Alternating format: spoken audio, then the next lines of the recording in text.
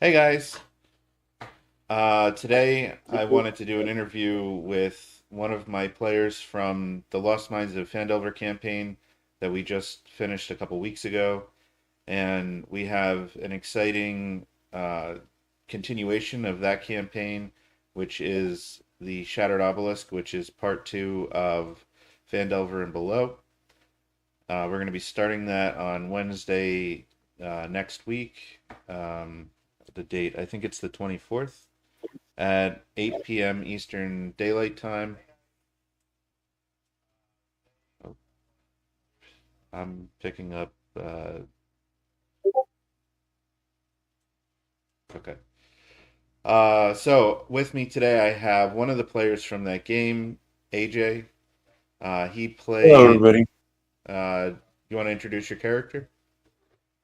Sure. I'm playing Brother Puck, the Gentle. He is a Wood Elven Way of the Four Elements monk. He is a pacifist in the true sense, which is basically the philosophy is if I can help it, I won't hurt you, but if I have to hurt you, I'll call you help. Nice. It was a lot of fun running for Brother Puck, and we also had a Dragonborn Paladin named Ilrod and a uh, human cleric named Willow. Yeah. Um, up front, I wanted to mention that this Shattered Obelisk game that is going to be starting next week is going to be running through the platform startplaying.games. We've been roll with us DMs. We've been running several games through there. Some fifth edition, some DC 20. I have the Pathfinder beginner box on there as well. Um, there's Call of Cthulhu, Aliens, and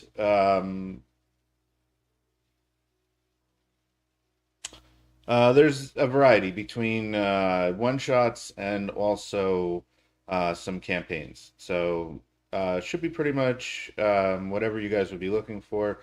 And if there is anything that is not up there or a time frame doesn't work for you, feel free to message us. Uh, if you go to startplaying.games or startplaying.gaming, Start playing dot games. The start link is playing in the games. the link in Link the chat. link is in the chat. If you go there and find a GM, click that tab, and then search "Roll with Us DMs."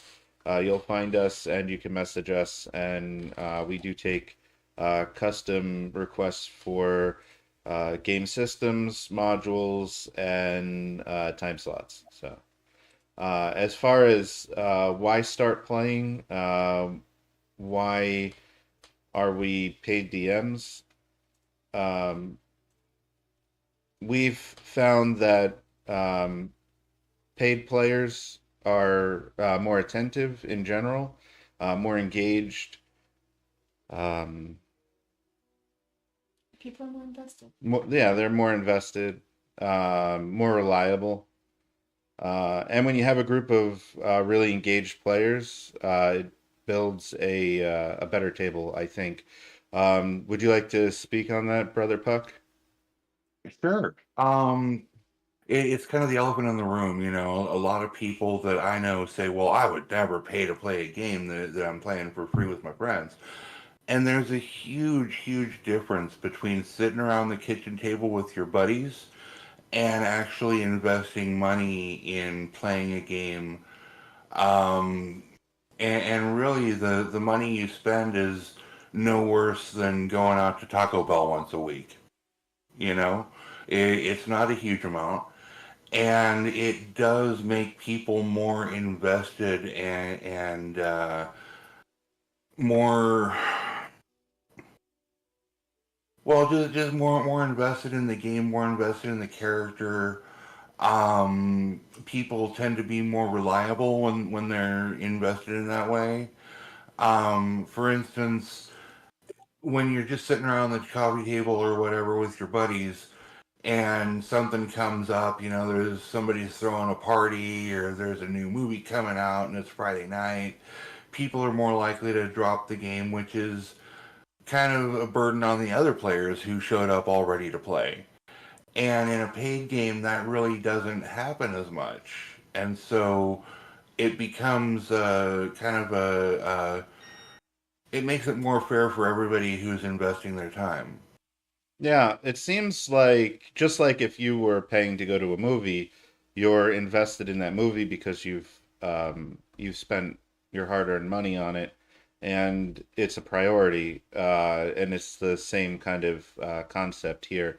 And Right. um, And if I may, something else I wanted to say. sure.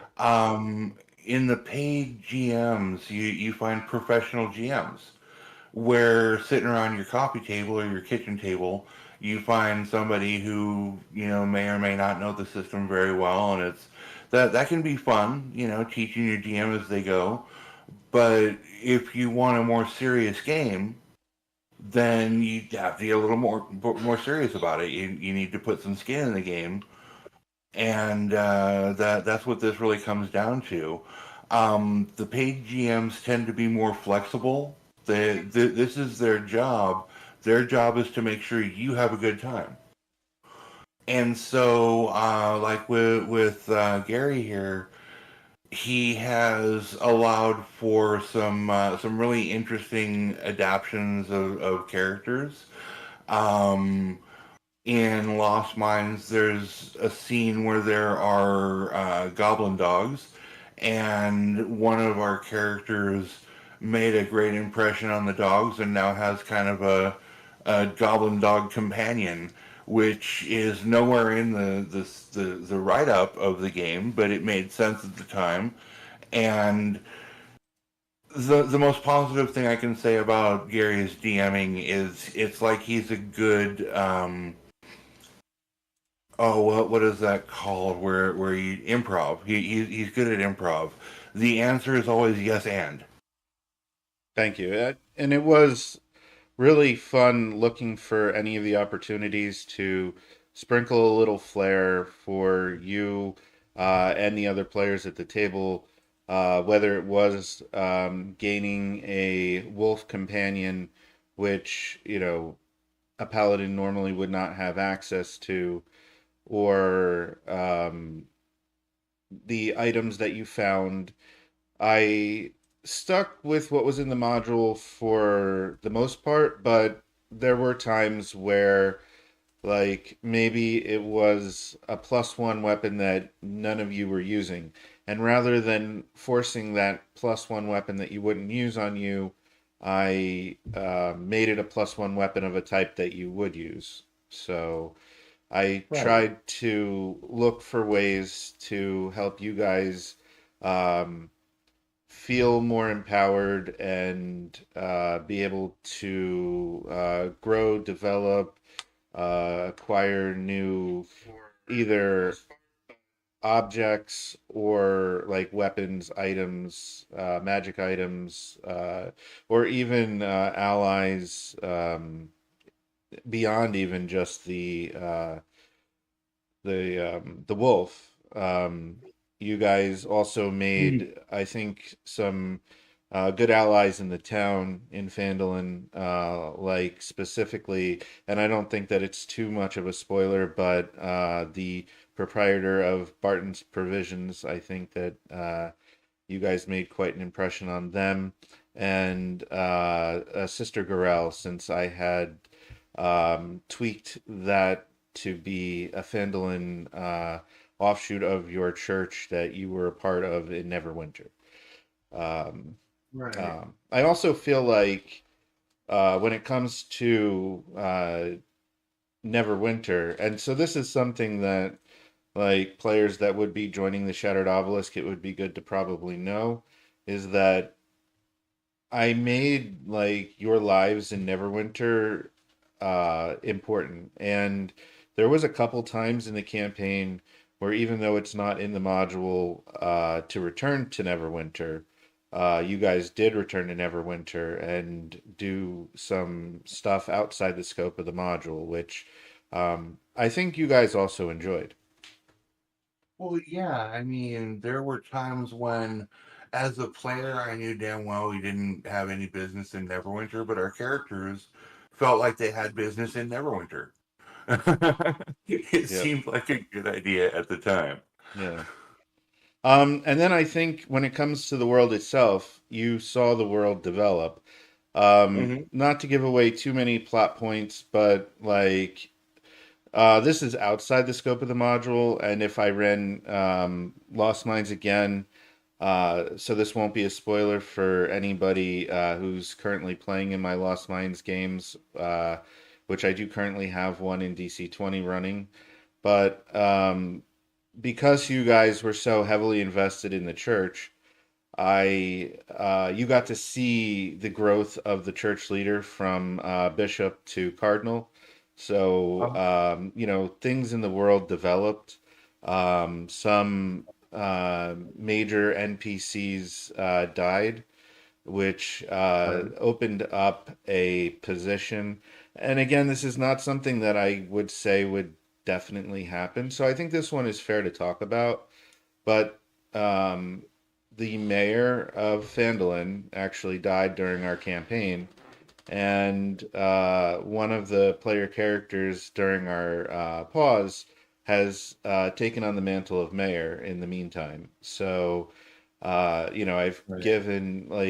I've created the world to feel real and not static, and allowed. I mean, honestly, the option to become mayor was offered to all the players. It's just the last player I asked is the one that took it. So Right, right. The other characters had in character reasons why they felt that they were not fit or it wasn't a good fit for them.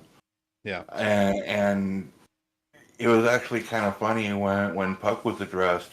I, as a player, I'm invested enough in the game.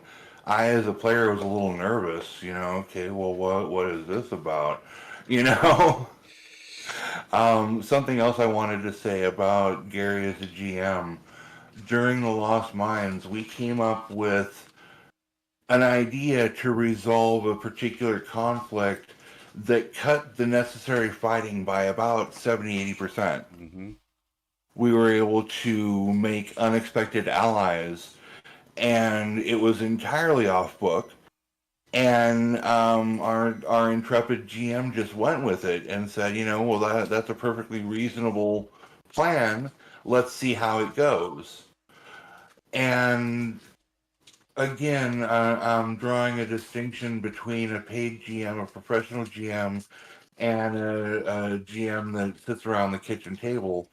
That GM that is not a professional GM, while they may be good, may not have the experience to deal with something like that on the fly. Which is, I'm not throwing shade at non-paid GMs. Please understand that I'm a non-paid GM. So I'm not here to say paid GMs are necessarily better. I'm saying that paid GMs have an investment in making stuff work the way the party wants it to. And that was a really exciting scene. It surprised the heck out of me. And um, I'm gonna try not to spoil too much, like the location and whatever. But I remember that uh, the the one enemy that you had captured and then convinced to help you saw your kindness. Willow's, especially the cleric who had the healer feat and was able to use the healer feat to bandage up this enemy, and he went around and gathered up the other uh, what would have been enemies, and they all wanted band-aids, and they formed the bandage brigade. So it was so much fun. Totally. Yeah, and it was endearing. Oh yeah, and I mean it will have lasting consequences into the Shattered Obelisk because that location is now under an allied force. So Right. there are allies there. Yes. Yeah, I don't want to let's spoil. talk about Shattered Obelisk. Yeah, I don't want to spoil too much. Anybody who joins the Shattered Obelisk game can get the juicy details during session 0. More Right. incentive to join. Well, But I was talking more about the how far it's going to extend the campaign. okay, I understand Shattered Obelisk is the standalone after Lost Mines, and it'll take us to around level 12. Is that right? correct. Yep. It starts with chapter 5 at level 5. And it goes 4 chapters. Chapter technically 6, 7, and 8. And at the end of chapter 8, I believe you cap out at level 12. Right. And bear in mind that when you're shooting for a level to end at, there's going to be a little bit of variance there. Hmm. The party might have some ideas that speed things up and finish at level 11. They might get bogged down on something and, decide to investigate every square inch of a dungeon and Absolutely. have a little more experience and get to 13. But 12 is the general goal for the end of this adventure. Is that accurate? That's accurate. And I would say, like, with my experience running Lost Mines for you guys, you were uh, pick every bit of meat off the bone, explore every possible thing. You guys checked every box going through the Lost Mines of Phandelver. So Well, I'm I would glad expect that nothing was the less. goal because, again, it's an engaging system, an engaging game, and I wanted to get everything out of it. Yeah. And I don't know if that was another like difference between like a paid game or a free game because I've run Lost Mines of Phandelver probably 6 times now, 7 times, something like that. And this was the first time paid. And I've never had a group go through and like totally engage with every aspect of the module before. A lot of the times people just like have maybe get their itis where they just want to get through the quest and they don't really like take the time to really enjoy and savor the moments.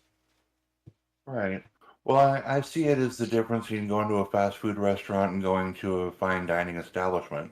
Mm, In the fast food restaurant, you're there to satiate your hunger. That's it. You're not there because you especially enjoy the fried burgers. You're not mm, there because you especially enjoy those French fries. You're there because you have a need to fill. Whereas when you're at a fine dining establishment, your goal there is to be a gourmand, to enjoy the repast has to offer and get everything you can out of it mm. because now you're more invested. You're not dropping $5, you're dropping 50, and that the way we in the Western world are built, when money is involved, something necessarily becomes more important and more desirable. That's our mindset here.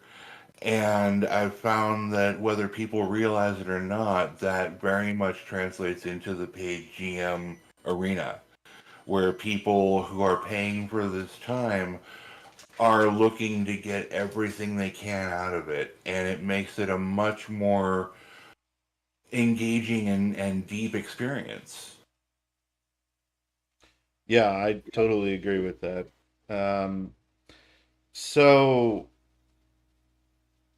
I don't want to spoil too much on this end either, but essentially the plot hook for the Shattered Obelisk is that there's disturbances in Phandalin, and currently we have one player character who is filling the role of mayor, who is going to send like, hey, like I need you to you guys who are to Ilrod and brother Ilrod, brother Puck, who are currently at the church in Neverwinter. That's how I'm gonna plot hook you guys in. for anybody who's joining at a session zero, which is what I would plan to do this week, um, we can figure out what your character's backstory is and figure out how best to tie you into the plot. You could even just you could be from anywhere really, maybe Waterdeep even, and you're visiting Phandalin and like all this chaos is breaking out around you. Or you could be in Neverwinter. You could know some of the other characters. We'd work that out at session zero.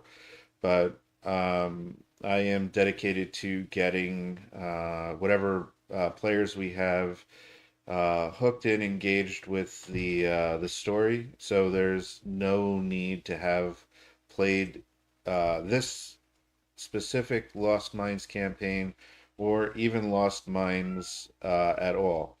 I feel like the Lost Mines portion of Phandelver and Below is, well, as it was intended, it was a self contained adventure.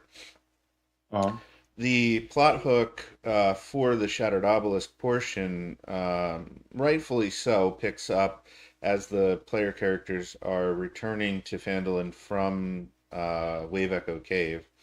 However, in order to kind of break it into two separate campaigns and allow one or two more players to join this campaign, I just put a little bit of a pause there so that that plot hook didn't happen immediately upon returning. So we did like a montage wrap up as to what the characters were up to in the interim, and I will craft that plot hook in when we go forward. So, and I not to toot my own horn too much, but I think that is another aspect that you've kind of talked about before, but that like shows some of my strengths is that I can take what's in the module and I can craft it to the players and the experience that has happened, that needs to happen, but without railroading, so that we can come right. together and tell an engaging story together. And something else that I've noticed about paid games, um, in your sitting around the kitchen table games, you tend to have little mini cliques within the party. Whether people are doing it on purpose or not, some people just have been gaming together longer than the rest of the group, and they form kind of a little clique. And it doesn't mean they're exclusionary. It just means that they focus on each other more than the rest of the group. Whereas in a paid group, you don't have those predetermined connections. I'm sorry, somebody's calling me and I need to dismiss the call. Um, you don't have those predetermined connections between characters because you're coming in alone into a group, and I can tell you that this group is very welcoming. This group is very adaptive to what people bring to it. We've played together for what, Gary, about 7 sessions? For like 7 sessions or because like Lost Mines was longer than that. Was it? Um, Okay, I have bad memory for time, so oh yeah. I want to say Lost Mines took 3.5 months, maybe, if I okay. recall So correctly. that would be Um, about 15, 16 sessions. yeah, yeah, So it's twice as long as I thought. and I know that you also have played in Pathfinder games that I've run. So Yes. you've seen me run a couple different systems. DC-20, you've um, piloted some of my earliest DC-20 attempts as I was, learning how to run that system. Yeah, I really I enjoy playing with you as a DM because you bring the same level of preparedness and readiness to adapt to every system. And regardless how restraining the system may seem to be from the outside, you can always find a reasonable way to address that and make it a little more open for what we're trying to accomplish. Well, thank you. Thank you. Um, yeah, so I don't want to give too much else away on the Shattered Obelisk, but one important thing to talk about is character creation. And I think this is something that makes my fifth edition games stand out from um, a lot of other fifth edition games.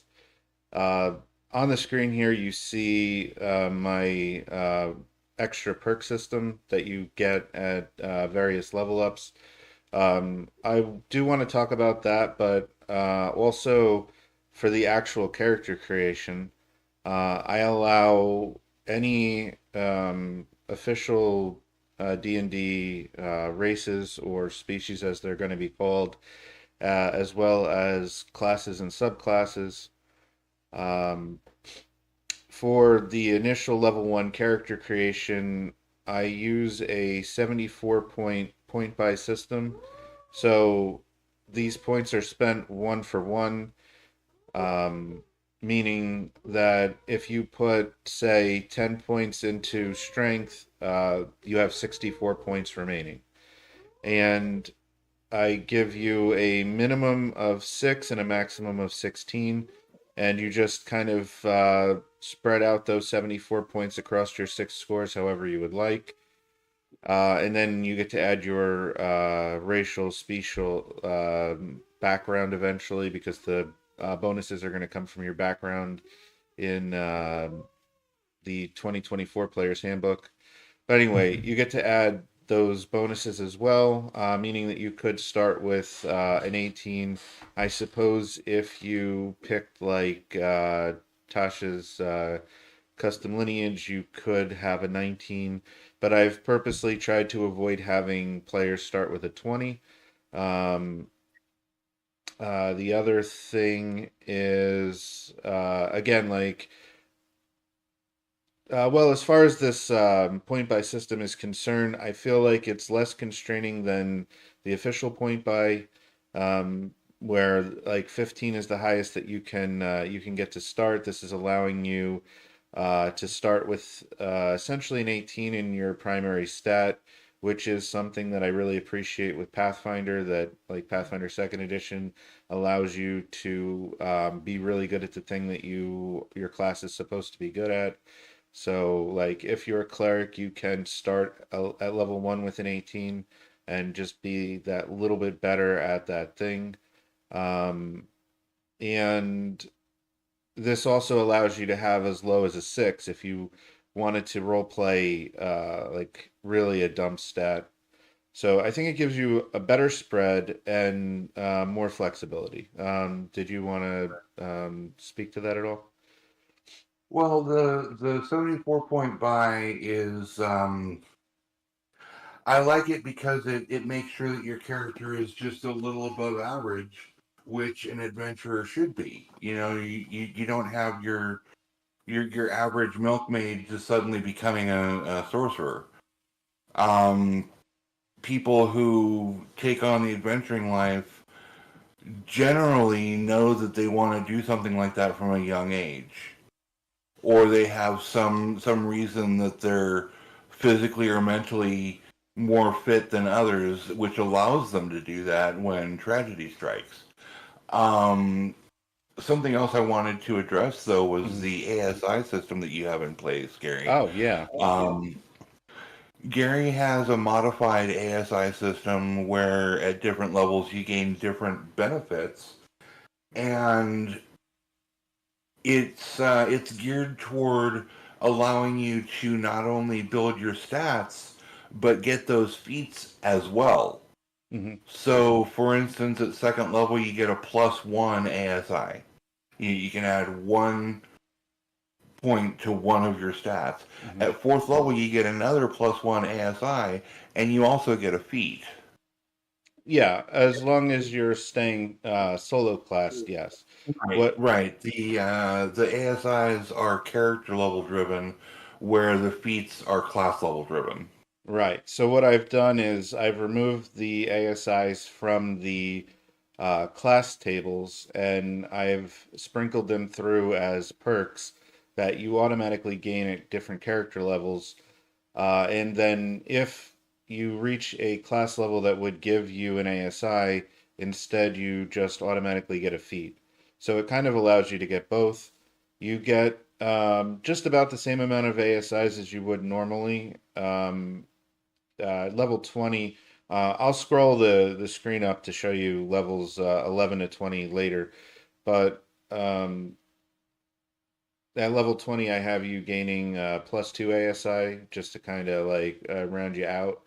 But the other thing that's nice about this is you're getting the +2 ASI, but instead of gaining it at like level 4, you're gaining +1 +1, and if you have an odd stat, this is going to allow you to smooth those out, or you can build towards. And at level 4, when you would normally be able to improve a score, like an actual bonus by +1, you'll still be able to do that. And if you stayed solo class, you're going to gain a feat at level 4 as well. Right. But the other thing that this like perk system does is it allows for a deeper breadth of character growth because at level 1 you're going to gain a free tool or language proficiency, which I didn't want to give a very powerful thing to level 1. So it's giving you a little bit of extra roleplay flavor that you're good with a tool or you have an extra language proficiency. And of course, you're getting all your other level 1 features. And then level 2, all of your normal level 2 features, plus a +1 ASI, ability score increase. Level 3, giving you a free skill proficiency. So normally in 5th edition, it's tough to pick up extra skill proficiencies unless Yeah. you take a feat to do it or you have a DM, which I'll take this moment to shout out to Allie, the other half of Roll With Us DMs. Her style is to look for opportunities to allow players to grow outside of a progression table like this. So the nice thing, I'm off on a tangent here, but the nice thing I think with Roll With Us DMs as I guess as a company or as a brand is that it's a partnership. It's me and my wife Allie, and we each have slightly different style, and they're both good. And so, Allie will, anyway, you have the ability to. Do you want to hop on here and help me? Hey guys, it's Allie. Um, I oh, I should take off my headphones for the weird echo. I think what Gary's trying to say is we kind of push each other to make sure that we keep expanding how we're running games and making sure that the players are getting everything they can out of the games that they're playing in. So I actively push my players to take the downtime to figure out where they want to go, what they want to do.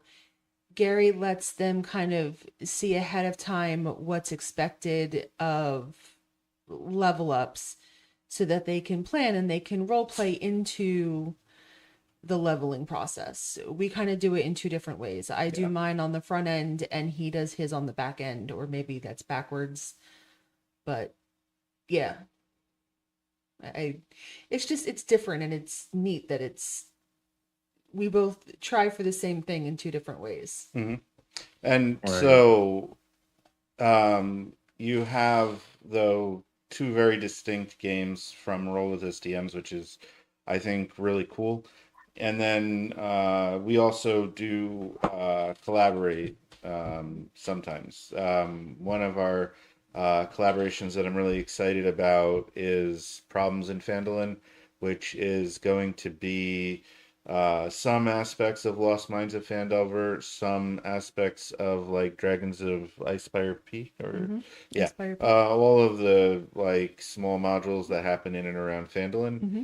And we're going to run it in DC 20. So in that regard, Ali is going to handle all of the role play aspects, and since we're going to actually run it in DC 20, I'm going to handle all of the skill challenges and combat aspects. So should be a lot of fun, and I am really looking forward to getting that off the ground. Yeah, I'm excited about that one. A last thing I wanted to add about your ASI system that Hmm. you put in place. It really, in my mind, allows for more customization of the character. Hmm. Um, you mentioned Pathfinder earlier, Yeah. and the thing that I really truly love about Pathfinder is that myself and another player can start with the same character, and by second level, they're very different. Yeah.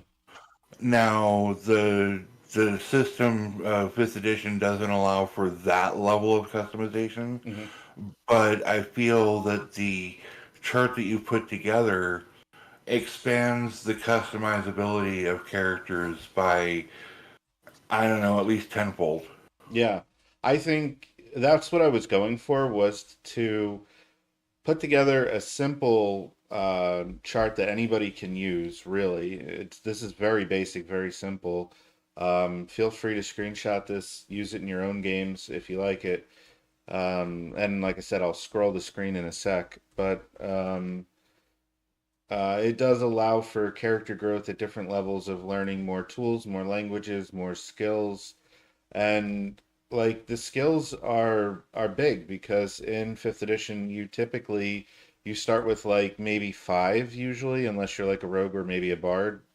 Like then I think maybe you have like six or seven, and then of course bard does have like jack of all trades, but you typically don't gain new proficiency. So like if at level one you're not good, like you're not proficient in let's say survival. I get my things crossed sometimes. Survival in fifth edition. Skill. It is? Yeah, okay, I thought so. But if you're not trained in, if you're not proficient in survival, you'll never be proficient in survival. This system allows you to pick up survival if you wanted to be good at that. And I have to say, with this group, and not that I would require it 100%, but the skill proficiencies in languages that people picked up were often based on role play decisions. Like at one point, I think it might have been the level 5 language, somebody picked up Goblin because you guys had been interacting a lot with goblins. Right. Hmm. And it was a very organic thing. Hmm. You know, this character that picked up Goblin had been trying to communicate with the goblins in their own tongue and not doing very well because they simply didn't speak the language. But over time, they spent so much time with the goblins trying to communicate in Goblin, it just made sense they'd start to pick it up. Yeah. So, before I scroll the screen, which will be the last thing that I need to do, is just talk about the back half of this leveling progression. Um, Anybody that would be joining this game, I've mentioned in Start Playing that, I have this like custom point buy that allows for more dynamic character from the beginning. Um, I find that provides almost like rolled stats, but without the variance of like winding up with somebody with like all 12s or something. So Right. it does give you greater breadth of ability scores. So you would be building a level 1 character with that, and then leveling them up to 5. And in addition to whatever you would gain at those levels, you would be gaining uh, two language or tool proficiencies, plus two plus one ASIs, and and an extra skill proficiency. And then if you had four levels in a class, you would also be getting a free feat. So, I mean, you can multi-class if you wanted to. I believe that the current characters are all solo class, but there's no need to stay solo classed if you didn't want to. And then here is the back half of the chart. So a level 11, it just continues with another skill proficiency. Level 12, another ASI. Level 13, another tool or language, and so on. Level 15 becomes interesting. Skill expert. Yes, you can gain expertise in a skill. I figured 15th level that is completely fine. And yes, also, if you were a rogue or a bard or even a ranger who gets expertise in, like, rangers get it in one skill and bards and rogues get it in two. Here you're getting an extra skill expertise, which I think is really cool. I couldn't just give another skill proficiency. It had to be something like awesome here at level 15. Another ability score increase, a tool or language, another ability score increase, and another skill expertise. And then finally capping off with a +2 ability score increase. And I would probably consider that maybe that level 20 ability score increase, and or maybe starting at level 16, that those should be able to push over 20, up to like 24 maybe. Maybe. I'm not sure. Not 100% about the back half of that, like say like pushing the ability scores over, but I think it could be cool. And it's not something that you normally can do. Although like say in Pathfinder, I'm pretty sure like I've never considered pushing my ability scores over 20, but I think you can. It's You just can. it's very slow. Yeah. Hmm. I'm playing a 15th level barbarian on another server that has a 21 strength. So, anyway, this is the level up chart that I have proposed for my fifth edition games. We talked about the 74 point buy that I use. Um, I have enjoyed having Brother Puck in Lost Mines.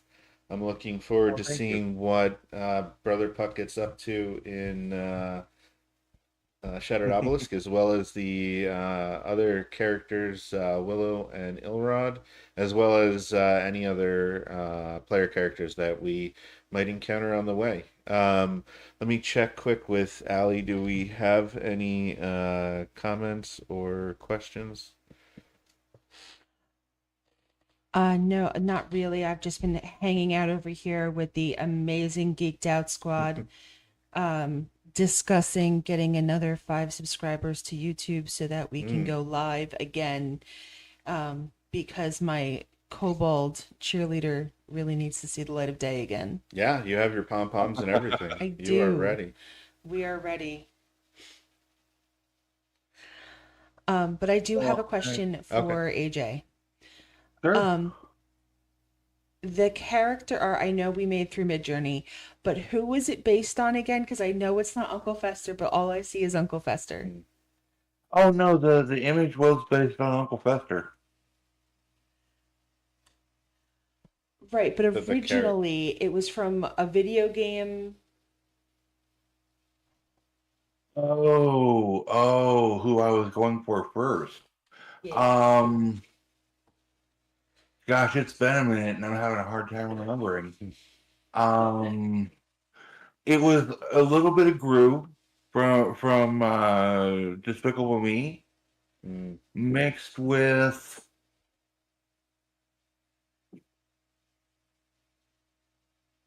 Oh, I put you on the spot. Sorry about that.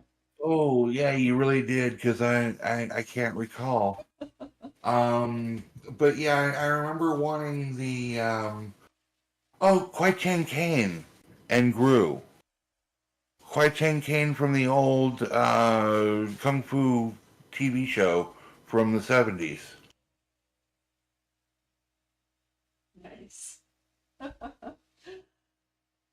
Well, Very cool. Sorry, I'm just staring at your image and as I'm listening. I want to thank AJ for taking the time for this interview today. I hope that it helped anybody that was considering joining us in the Shattered Obelisk.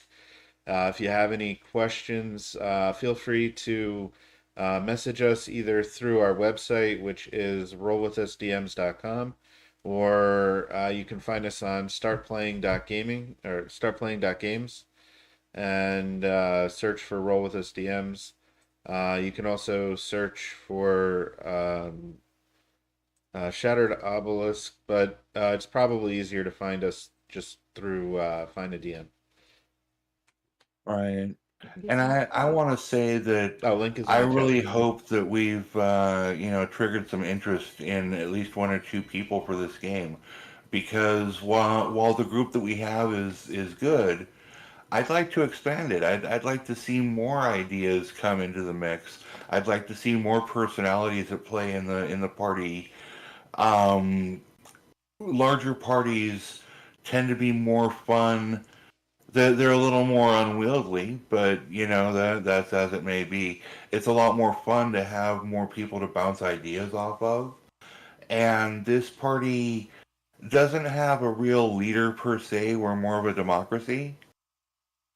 Um, I mean, I'll be honest. I come up with a lot of ideas and then throw them to the party. So sometimes it seems like I'm leading, but I'm really trying not to.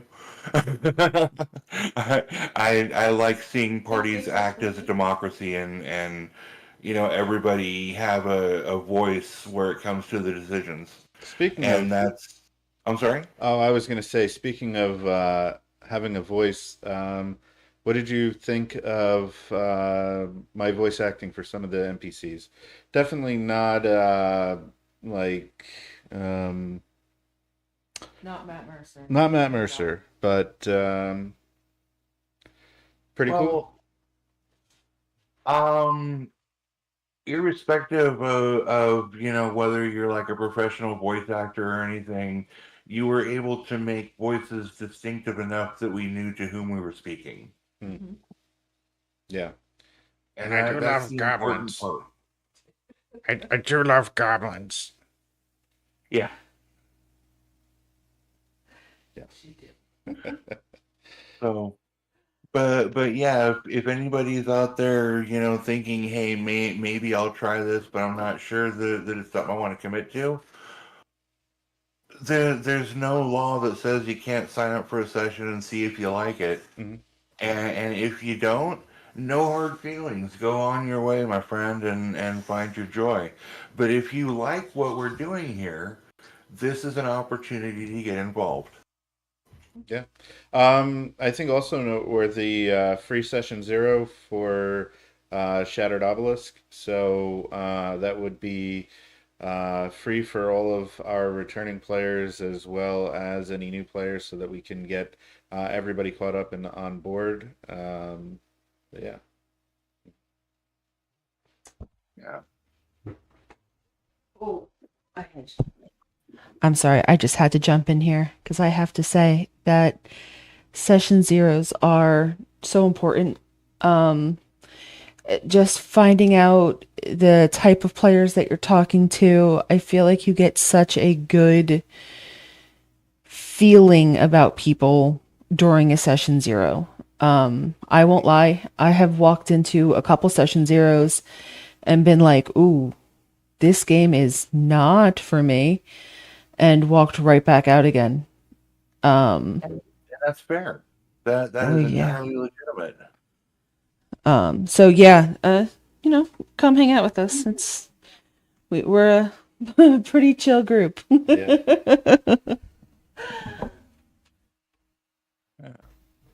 So I know you have a busy afternoon, evening, AJ. So I just want to thank you one more time before we hop off the air. But I really appreciate you, and I'll catch you later. All right. Well, thank you for having me and letting me express my views on your game, and hopefully it helped you out, and we get another player or two. And to our audience, hopefully you'll consider